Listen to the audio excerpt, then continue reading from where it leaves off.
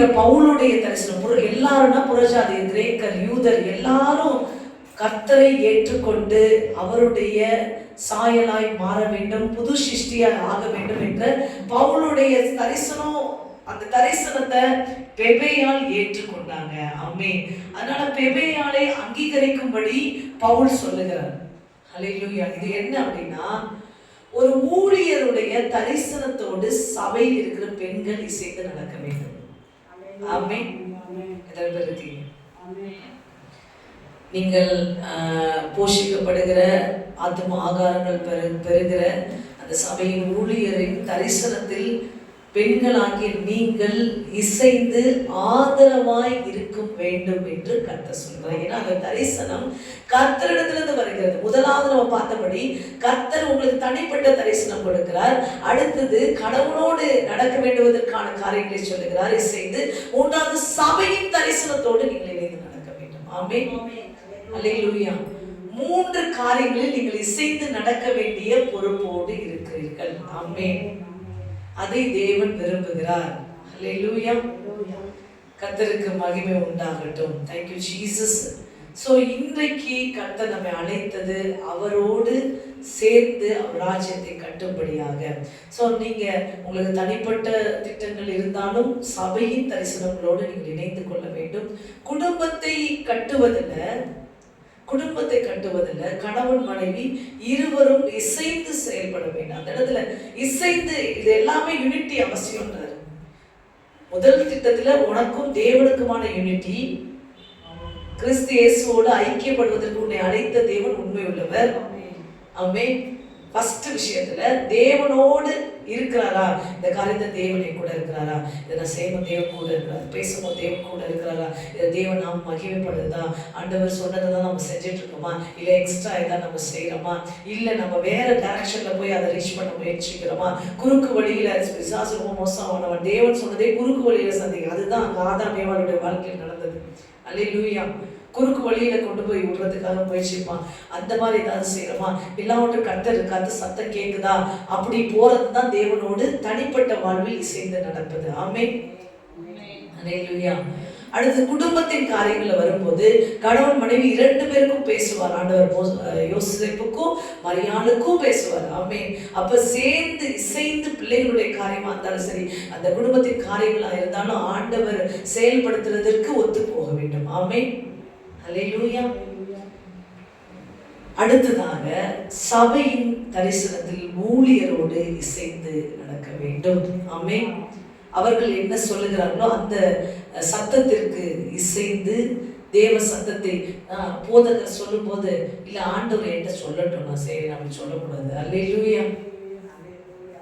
ஏன்னா அந்த இடத்துல சபையின் தரிசனம், தனிப்பட்ட தரிசன காரணம் அங்க நீங்க தான் யோசிப்பு. அல்லேலூயா. அந்த தரிசனம் உங்களுக்கான தரிசனம். ஆமென். அந்த சபையின் தரிசனம் என்பது உங்களுக்கு அல்ல, அந்த போதகருக்கு தான் ஆண்டவர் கொடுத்து லீட் பண்ணுவாரு. அப்படின்னா என்ன அர்த்தம்னா, மோசேவை கூப்பிட்டு தான் ஒன்ன காணான கூட்டு போறாருன்னு சொல்லுவாரு. அல்லேலூயா. லட்சக்கணக்கான மக்கள்கிட்ட டைரக்டா காணானுக்கு போறேன்னு சொன்னாங்க இல்ல. அல்லேலூயா. மோசே மூலமாக தான் சொல்லுவாரு. ஆமென். சபையின் தரிசனத்தை ஊழியர் சொல்லும் போது அந்த தரிசனத்துக்கு ஆண்டவரின் தரிசனத்துக்கு ஏற்றால் போல என்ன வணைந்து கொடுங்க, இந்த தரிசனத்தை நானும் இவர்களோடு சேர்ந்து செய்து உங்க நாமத்தை மகிமைப்படுத்தணும்னு நீங்க கேட்கணும். ஆமென்.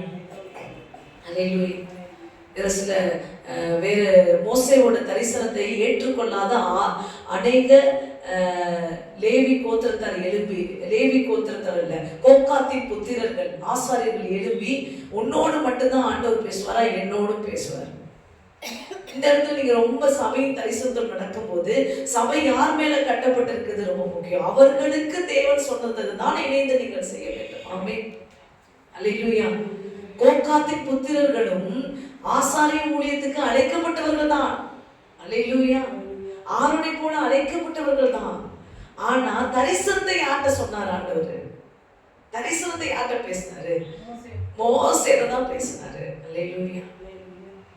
சோ சபையின் போதகர், சபையின் ஊழியருக்கு தேவன் கொடுக்கிற அந்த தரிசனத்தை அப்படியே செய்ய இசைந்தால் மட்டும்தான் பொன் கண்ணு குட்டிக்கெல்லாம் வழி இல்லாம போகும். அல்லேலூயா. இல்லைன்னா டைரக்ஷன் மாறிடும். அல்லேலூயா. ஸோ இது மூன்றாவது காரியங்களை நல்லா விளங்கிக் கொள்ளுங்க. ஒவ்வொரு காரியத்தையும் நீங்கள் தனிப்பட்ட விதத்தில் இன்னும் நீங்கள் டைம் எடுத்து தியானிக்கணும். நான் ஒரு மேலோட்டமாக தான் உங்களுக்கு சொல்லியிருக்கேன். சொன்ன ரெஃபரன்ஸை எடுத்து நீங்கள் தியானிச்சு அதில் உறுதியாக உங்களை தெளிவாக்கி கொள்ளுங்க. ஆமென். கர்த்தர் உங்களை வழி நடத்துவார். இன்னும் ஒரு சில விஷயத்தை நான் உங்களுக்கு சொல்லணும்னா, இந்த நாட்களில் கர்த்தர் உங்களுக்காக யுத்தம் பண்ணுகிறவராக இருக்கிறார். ஆமென். நீங்கள் சும்மா இருப்பீர்கள், நீங்கள் அமர்ந்திருந்து நானே தேவன் என்று அறிந்து கொள்வீர்கள். இன்னைக்கு நம்ம வொர்ஷிப் பண்ணும்போது ஒரு சில விஷயத்த சபை தரிசனத்துக்காக சொன்னார். உங்களை எழுத சொன்னார். அல்லேலூயா, அல்லேலூயா. நீங்க எழுதி என்கிட்ட கொடுக்கணும். ஆமா, இந்த சபைக்காக நீங்க என்ன செய்ய விரும்புறீங்க, நீங்க எழுதி என்கிட்ட கொடுக்கணும். நானும் கற்றுக் கொடுத்ததை எழுதுவேன். நீங்க எழுதுறதுல நான் எழுதுறது இருந்துச்சு அப்படின்னா அது டிக். அல்லேலூயா. நீங்க எழுதுறதுல நான் எழுதுறது இல்லை அப்படின்னா அது நீக்கப்படுகிறது. பிற்பாடு ஒரே நிலைப்பாடு வரும். அதை நோக்கி நீங்களும் நானும் தேவ நாம மகிமைக்காக செல்வோம். ஆமென். அல்லேலூயா. இப்படிதான் சபை நடத்தப்படும். ஆமென். ஏன்னா ஏன் உங்களையும் எழுத சொல்றேன்னா, நானே எழுதி கொடுத்துருவேன். ஆனா உங்களுக்குள்ள சில விஷயங்களை சத்துரு விதைச்சிட்டே இருப்பான். அதான் சொல்றேன், விதைச்சிட்டே இருப்பான். உன்னோடு கூட கடவுள் பேசுவார், உன் கூட பேசுவார். ஏன்னா சபையில் சில சமயம் ஊழியர் கொடுக்குற பொறுப்பு நல்லா முதிர்ந்தவங்களா இருப்பாங்க.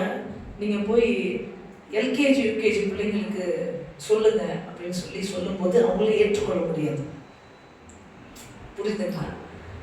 அப்போ அந்த விபிஎஸ் கோடைக்கால வகுப்புகள்லாம் வருதுல்ல, நான் இவ்வளோ மூத்த ஆள், நீங்கள் போய் என்ன சின்ன பிள்ளைக்கு சொல்லிக் கொடுங்க சொல்கிறீங்க. இந்த மாதிரி பிரச்சனைலாம் வரும். அதையெல்லாம் தவிர்க்க தான் இந்த காரியங்கள். அல்லைங்களா? இந்த மாதிரி சில காரியங்களை சத்துரு விதைச்சிட்டே இருப்பான். அன்னைக்கு மோசையோடு இந்த கோகாத்தின் புத்திரர்களுக்கே விதைத்தார்கள் என்றால் உங்களுக்கு விதைக்க வாய்ப்பு இருக்கு. அதனால் நீங்களும் எழுதுங்க, நான் எழுதுகிறேன். நம்முடைய தரிசனங்கள் ஒன்றுபட்டு தேவன் கொடுத்த தரிசனத்துக்கு நேராக சபை நடத்துவோம். வீட்டை பொறுத்தவரையும் உங்கள் கணவர்மார்களுக்கு, உங்களுடைய பிள்ளைகளுக்கு தேவனுடைய வழி நடத்தல் அதிகமாக இருக்க வேண்டும் என்பதற்காக ஜெபம் செய்யுங்கள். தேவன் அவர்களோடு கூட இடைப்பட வேண்டும் என்பதை ஜெபம் செய்யுங்கள். குறிப்பாக சில முடிவுகள் எடுக்கும் போது, எல்லா நேரமும் இல்லை என்றாலும் ஒரு சில முடிவுகளை எடுக்கும் போது தேவ தரிசனம் எல்லாருக்கும் கிடைக்க வேண்டும் என்பதற்காக ஜெபம் பண்ணுங்க. உங்களுடைய வாழ்க்கை குறித்து ஆண்டவர் பேசுனதையும் தனியாக எழுதி வைங்க. ஆமென். அதுல நீங்க விஷனரி பர்சன். அதை என்ன சொல்லுவாங்கன்னா, தரிசனம் காண்கிறவர்களாக நீங்களே இருக்கிறீங்க அந்த இடத்துல, உங்களுடைய இண்டிவிஜுவல் விஷன்ஸ்ல. அல்லேலூயா. சபையில தரிசனம் காண்கிறவராக யார் இருக்கிறாங்க? சபை போதகர் இருக்கிறாங்க. அல்லேலூயா. குடும்பத்துல தரிசனம் காண்றவங்களா யார் இருக்காங்க? கணவன் மனைவி இருவரும் இருக்கிறாங்க. அல்லேலூயா. புரிஞ்சுங்களா? இதன் அடிப்படையில் தான் நீங்கள் செல்ல வேண்டும். ஆமென். இந்த சத்தத்திற்கு நீங்கள் இசைந்து நடந்தாலே தேவ நாமம் மகிமைப்படும். ஆமென். அல்லேலூயா. கண்டிப்பா எல்லாருக்கும் விளங்கி இருக்கும் நான் நம்புறேன். கர்த்தர் உங்களை ஆசீர்வதிப்பார். இந்த நாட்களில் அவரோடு இசைந்து நடக்கிறவங்களை தேவன் தேடி கொண்டிருக்கிறார். இசைந்து நடக்கிறவங்களாக கர்த்தருடைய பெண்கள் இருக்க வேண்டும் என்று ஆண்டவர் விரும்புகிறார். ஆமென். கண்களை மூடி நாம் ஜெபிப்போம். நன்றி ஆண்டவரே. Thank you master. இந்த நேரத்தில் கூட கர்த்தர் நீர் கொடுத்த இந்த வார்த்தைகளுக்காக நன்றி. நீர் வேறு நான் வேறல்ல, நாம் இரு